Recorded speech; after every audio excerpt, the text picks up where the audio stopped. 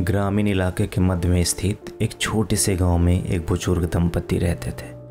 उन्होंने अपना पूरा जीवन अपने इकलौते बेटे के पालन पोषण में समर्पित कर दिया था, जो अब संयुक्त राज्य अमेरिका में रहता था। दूरी के बावजूद वो पत्रों और कभी कभार फ़ोन कॉल के माध्यम से बात कर लिया करते थे। लेकिन कई साल हो गए जब उन्होंने एक दूसरे को व्यक्तिगत रूप से नहीं देखा था।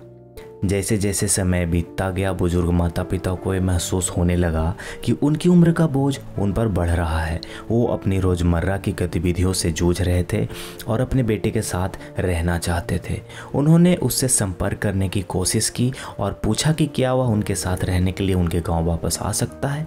हालांकि उनका बेटा, जो अपनी नौकरी में व्यस्त था, मना कर देता है और अपने माता पिता से अमेरिका आने का आग्रह करता है।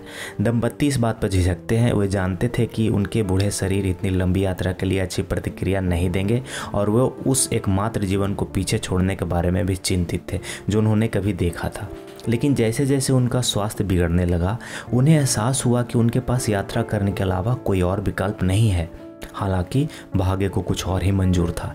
एक दिन दंपति बीमार पड़ गए और उन्हें स्थानीय अस्पताल के आपातकालीन वार्ड में ले जाया गया। उनके रिश्तेदारों ने उनके बेटे को सूचित किया, जो इस खबर से सदमे में था। उसने यथाशीघ्र वापस आने का वादा किया, लेकिन उसे अपने मामलों को व्यवस्थित करने के लिए कुछ दिनों की आवश्यकता थी। वह कुछ दिन बहुत लंबे हो गए। जब तक बेटा अस्पताल पहुंचा तब तक बहुत देर हो चुकी थी। उसके माता पिता का निधन हो गया था, जिससे उसके पास अफसोस और दिल टूटने के अलावा कुछ नहीं बचा था। बेटा तबाह हो गया था। वो मन ही मन अपने आप से कह रहा था कि शायद उसने पहले ही गांव की यात्रा कर ली होती। काश उसने अपनी नौकरी और अन्य चिंताओं को अपने बूढ़े माता पिता के साथ समय बिताने के रास्ते में नहीं आने दिया होता। लेकिन पछतावे के लिए बहुत देर हो चुकी थी। दुखद अंत ने बेटे को खालीपन की भावना से भर दिया था, जिसे वह कभी नहीं भुला सका।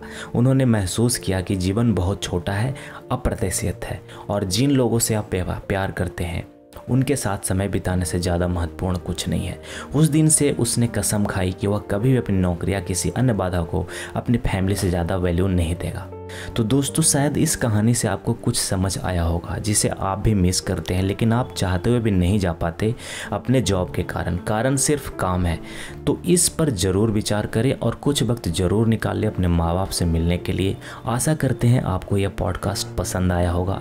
मिलते हैं नेक्स्ट एपिसोड में, तब तक के लिए धन्यवाद। शुभ रात्रि।